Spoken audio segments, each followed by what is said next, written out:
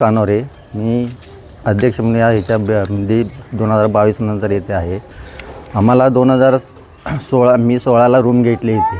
16पर्यंत आम्हाला आजपर्यंत म्हणजे 14 जानेवारी 2025 याच्यापर्यंत एकही कोणती अशी तुमची बिल्डिंग इनलिगल आहे किंवा काय आहे असं आम्हाला अजूनपर्यंत काहीच दिलं नव्हतं.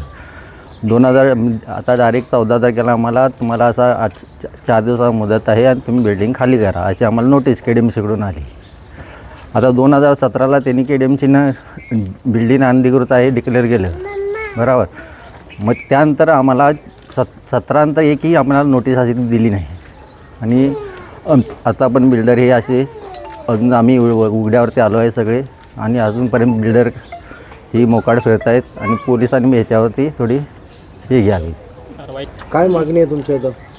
आमची एक 28 म्हणजे 26 कुटुंब जे आहेत यांना वारावरती आहेत त्यांना कसा न्याय मिळवून देता येईल याच्यासाठी तुम्हाला तुमच्या माध्यमातून तुमच्या फसवणुकीचा गुन्हा आम्ही दाखल केलेला आहे. त्यांच्या 26 कुटुंबांना कसा न्याय मिळवून देता येईल तुमच्या माध्यमातून किंवा ही न्यूज कशी मुख्यमंत्री किंवा मंत्री महोदयापर्यंत पोचवता येईल यांची तुमच्याकडून आम्हाला अपेक्षा आहे.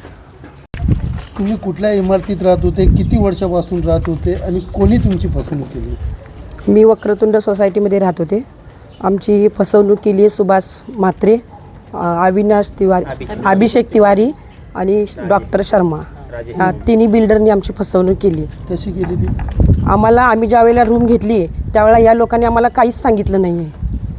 आत्ता आम्हाला समजतं की ही बिल्डिंग अनधिकृत आहे, हे आहे, हे आहे. आम्हाला ह्याच्या अगोदर काहीच माहीत नव्हतं. आम्हाला माहीत नव्हतं म्हणून आम्ही रूमा घेतल्या इथं. आत्ता आमची अशी मागणी आहे की ह्या बिल्डरांनी आम्हाला एकतरी घर तरी द्यावं, नाहीतर आत्ताच्या हिशोबाने आम्हाला पैसे द्यावेत. हीच आमची मागणी आहे. माझे नाव सुरेखा पाटील.